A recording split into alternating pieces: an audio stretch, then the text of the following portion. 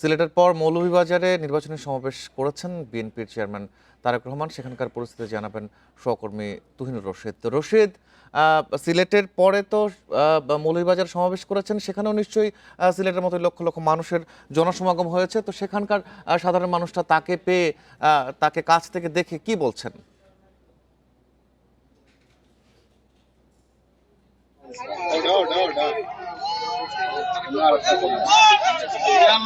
আছেন এবং তিনি আসার পরে এখানে হাজার হাজার বিএনপি সহ তাদের যে অঙ্গ সংগঠনের নেতাকর্মীরা সমর্থকরা এসে উপস্থিত হন এবং এখানে তারা যে বিএনপি চেয়ারপারসন তারেক রহমানকে কাছ থেকে দেখতে পেয়ে উচ্ছ্বাসে পেটে পড়েন। এখানে মুহুর্মুহু স্লোগানে মুখরিত হয়ে পুরো মাঠ এবং তারেক রহমান এসে এখানে নেতাকর্মীদের উদ্দেশ্যে তিনি হাত নাড়িয়ে তাদেরকে অভিবাদন জানান এবং তিনি দীর্ঘ আধা ঘন্টার একটি বক্তব্য রাখেন এবং সেই বক্তব্যে তিনি বিএনপির যে নেতাকর্মীরা রয়েছেন তাদের উদ্দেশ্যে আগামী যে নির্বাচন রয়েছে সেই নির্বাচন নিয়ে তারা দিক নির্দেশনামূলক বক্তব্য রাখেন এবং যে নির্বাচন নিয়ে যে তাদের পরিকল্পনা সেই বিষয়গুলো নিয়ে তিনি নেতাকর্মীদের সামনে তুলে ধরেন। পাশাপাশি তিনি বিভিন্ন বিষয় উল্লেখ করেছেন যে আগামী যে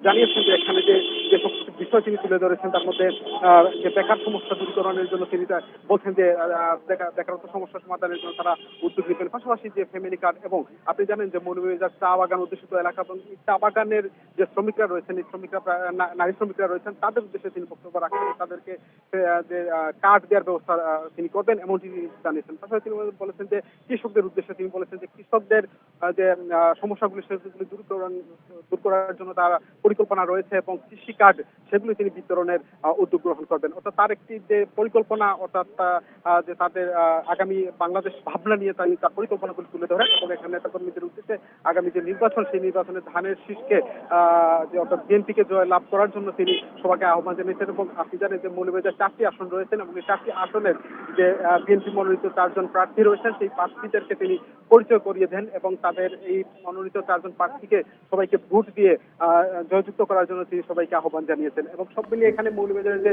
শেরপুরের যে নির্বাচনী সভা, অর্থাৎ দ্বিতীয় সমাবেশ তিনি নির্বাচনী জনসভা করেছেন, সেই জনসভায় কয়েক হাজার মানুষের উপস্থিতি ঘটেছিল এবং তিনি এই সমাবেশ শেষ করে নেতাকর্মীকে শুভেচ্ছা জানিয়ে তিনি হবিগঞ্জের উদ্দেশ্যে রওনা। যে মৌলভীবাজার থেকে নির্বাচনী প্রচারণার সবশেষ খবর জানাচ্ছিলেন আমাদের সহকর্মী তুহিন।